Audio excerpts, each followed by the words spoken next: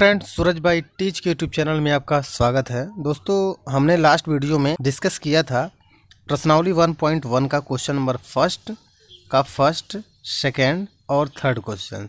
इन questions को हमने Euclid विभाजन एल्गोरिथम की सहायता से इन्हें सॉल्व किया था और उनका एससीएफ फाइंड आउट किया था। तो इसी श्रृंखला को हम आगे बढ़ाते हुए प्रश्नावली 1.1 के क्वेश्चन नंबर सेकंड को सॉल्व करते हैं।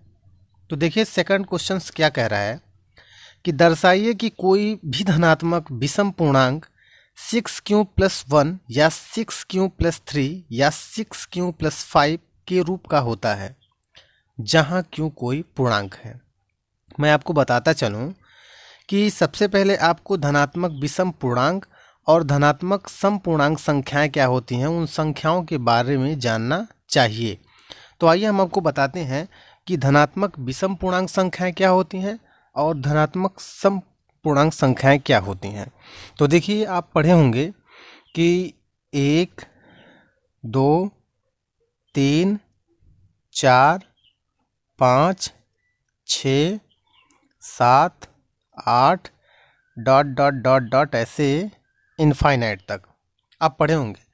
अगर मित्र हम आपसे बातचीत करें या बोलें कि देख रहे हैं कि एक कैसा नंबर है, यह भी एक धनात्मक संख्या है, यह भी एक धनात्मक संख्या है, यह भी एक धनात्मक संख्या है, यह भी एक धनात्मक संख्या है, और इन नंबरों में से हम देख रहे हैं कि ये एक विषम संख्या है, यह एक सम संख्या है, फिर विषम है, फिर सम है, फिर विषम है, फिर सम है।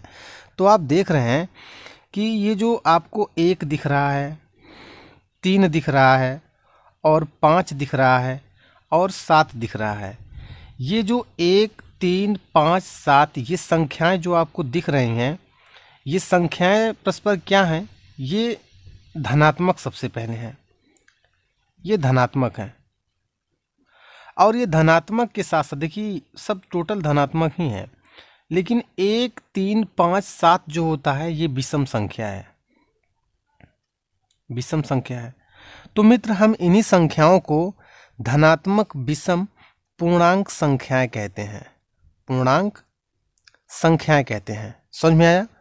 अगर आपसे कोई पूछेगा ये 2 क्या है, 4 क्या है, 6 क्या है, 8 क्या है, तो मित्र मैं आपको बताता चलूं कि 2, 4, 6 ये सम संख्याएं होती हैं, लेकिन ये सभी सम संख्याएं कैसी हैं? पॉजिटिव हैं, यानी धनात्मक हैं। तो आप लिख देंगे धनात्मक सम पूर्णांक संख्या। आप समझ गए होंगे कि धनात्मक विषम पूर्णांक संख्याएं क्या होती हैं और धनात्मक सम पूर्णांक संख्याएं क्या होती हैं। तो देखिए यहाँ लिखा है दर्शाइए कि कोई भी धनात्मक विषम पूर्णांक 6q+1, अगर आप इसे सॉल्व करते हैं तो कैसा नंबर आना चाहिए? धनात्मक विषम पूर्णांक आना चाहिए। और धनात्मक विषम पूर्णांक संख्याएं क्या होती हैं? या तो उसका आंसर 1 आवे, या तो 3 आवे, या तो 5 आवे, या तो 7 आवे, या तो 9 आवे, या तो 11 आवे।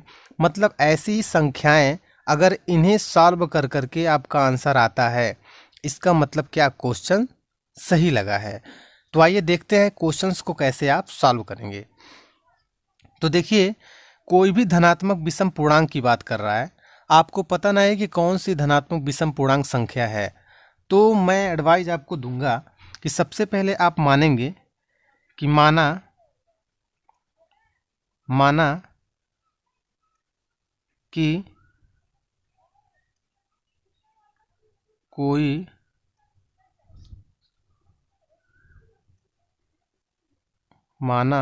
कोई धनात्मक विषम पूर्णांक संख्या a है। क्या है? a है। अब माना कि कोई धनात्मक विषम पूर्णांक संख्या a है जिसे परस्पर 6 है, यहाँ भी 6 है, यहाँ भी 6 है, तो यही 6 उसे क्या करता है? डिवाइड करता होगा। तो लिखेंगे कि जिसे 6 भाग करता है। क्लियर? तब यूक्लिड डिवीजन लेमा से तब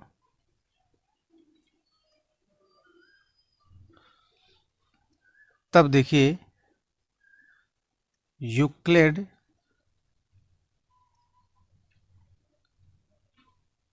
विभाजन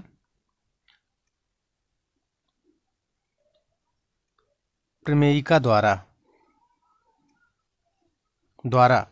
अब यूक्लिड विभाजन प्रमेयिका का फार्मूला क्या होता है आप जानते हैं कि A equal B Q plus R होता है।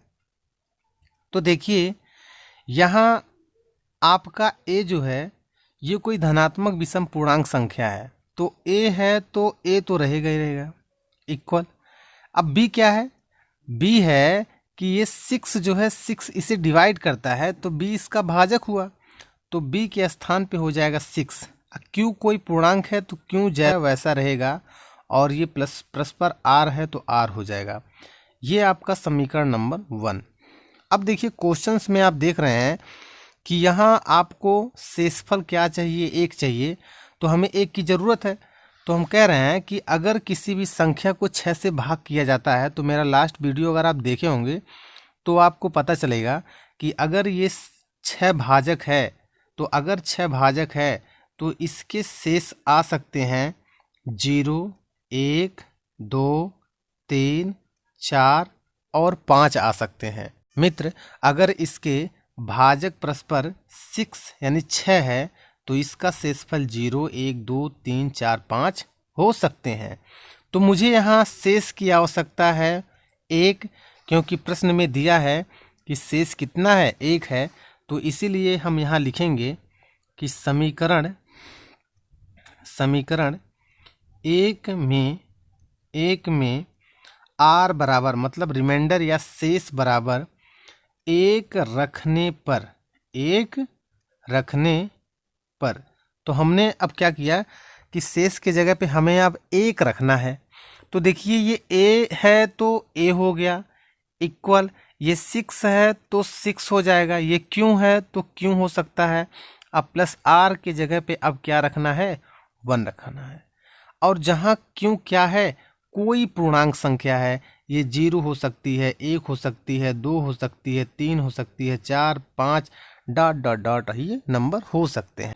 तो आपका ये आंसर तो हो गया, लेकिन अब इसे जांच करना है कि क्या A कोई विषम धन पूर्णांक संख्या है या नहीं। तो देखिए कैसे चेक किया जाता है। तो हम यहाँ लिख रहे हैं जांच, जिसे आप अंग्रेजी में वेरीफाई कहते हैं। तो A क्या है, तो A हमने माना धनात्मक विषम पूर्णांक है, तो हम इसी A के स्थान पर लिखते हैं धनात्मक विषम पूर्णांक। धनात्मक विषम पूर्णांक लिखते हैं। अब ये धनात्मक विषम पूर्णांक इक्वल है 6 है तो 6 हो गया।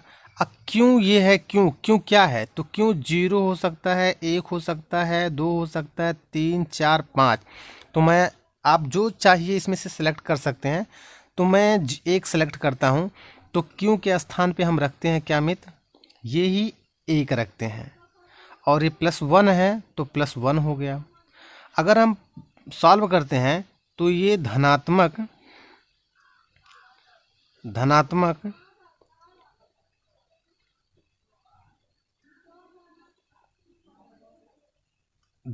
विषम पूर्णांक 6 कम में 6 और 6 ये क्या हो गया 7।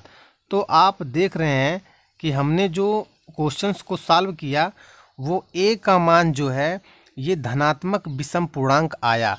कैसे, मैंने आपको स्टार्टिंग में ही बताया कि चाहे आंसर 1 आवे, 3 आवे, 5 आवे, 7 आवे, मतलब 9 आवे, ऐसी कोई भी संख्या अगर आता है तो ये सभी संख्याएं धनात्मक विषम पूर्णांक संख्याएं होती हैं। अगर 2 आता है, 4 आता है, 6 आता है, 8 आता है, तो वो सभी संख्याएं धनात्मक समपूर्णांक संख्याएं कहलाती हैं। तो देखिए मित्र, अब हम आपको बताना चाहते हैं, यहाँ 6 था इसीलिए मैंने 6 से भाग किया। अगर यहाँ 4 रहेगा तो हम यहाँ 4 से भाग करते हैं। अगर यहाँ 3 होता तो हम 3 से भाग करते हैं।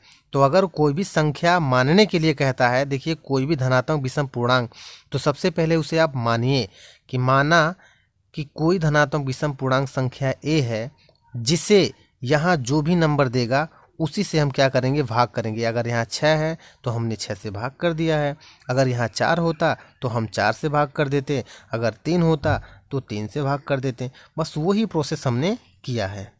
तो हमने इस क्वेश्चंस को पूरा सॉल्व किया और सॉल्व करने के बाद हम अब सेकेंड स्टेप पे चलते हैं।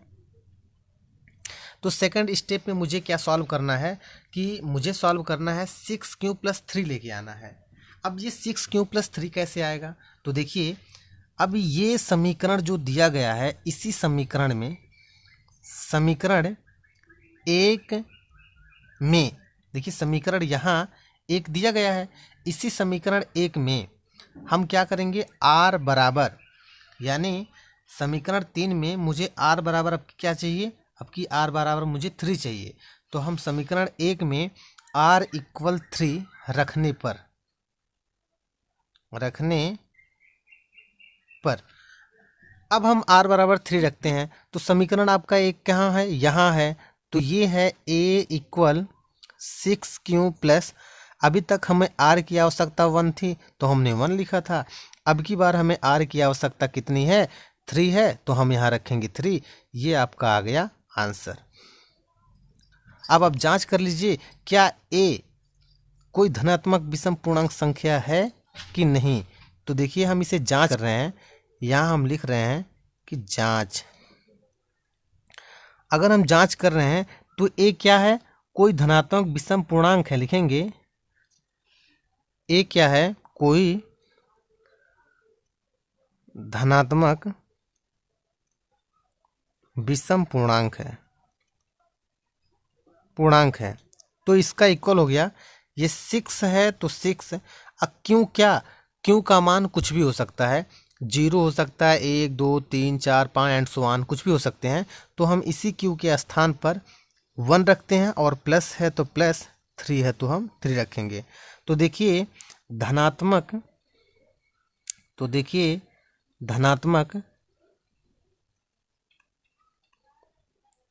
विषम पूर्णांक संख्या बराबर हो गया 6 कम में 6, 6 3 9। तो देखिए 9 कैसी संख्या है, 9 कैसी संख्या है। तब आप यहाँ समझ पा रहे होंगे कि 7 के बाद जो 9 है, 9 भी एक धनात्मक विषम पूर्णांक संख्या है। इसका मतलब हमने जो a माना था वो a जो है ये धनात्मक विषम पूर्णांक संख्या ही है। तो मित्र यही आपका आंसर है। फिर आगे देखिए, कह रहा है कि आपको 6q+5 को भी लेके आना है। तब इसे आप कैसे लेके आएंगे, तब फिर आप लिखेंगे कि समीकरण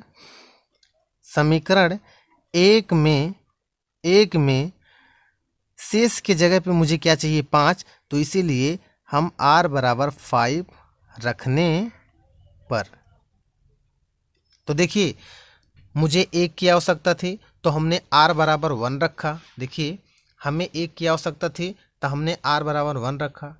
हमें 3 की आवश्यकता थी तो r बराबर हमने 3 रखा। अब हमें 5 की आवश्यकता है तो हम लिखेंगे समीकरण 1 में r बराबर 5 रखने पर। तो समीकरण 1 क्या है, तो समीकरण 1 था a = 6q+, क्या था, r था। तो r की जगह पे रखेंगे 5 और यही हो गया आपका आंसर। और इसको जांच कीजिए क्या सही में कि a कोई धनात्मक विषम पूर्णांक संख्या है। तो हम यहाँ जांच करते हैं और जांच करके आपको हम बताते हैं। तो देखिए a क्या है, a कोई धनात्मक विषम पूर्णांक है। a = 6 है तो आप लिखेंगे 6। क्यों है, q का मान कुछ भी हो सकता है, 1 रख के आप चेक कर सकते हैं, 2 रख के चेक कर सकते हैं, 3 रख के चेक कर सकते हैं, और प्लस r के जगह पे है 5 तो आप 5 लिखेंगे। तो देखिए यानी a जो धनात्मक विषम पूर्णांक आप माने हैं, तो 6 कम में 6 5 11। तो आप देख रहे हैं कि 11 एक विषम संख्या है, इससे पहले प्लस है इसलिए धनात्मक विषम हुआ और एक पूर्णांक संख्या है। तो ये परस्पर पूर्णांक संख्या आंसर आ गया। तो ऐसे ही क्वेश्चंस को सॉल्व किया जाता है, यही आपका आंसर है। अब मिलते हैं नेक्स्ट वीडियो में।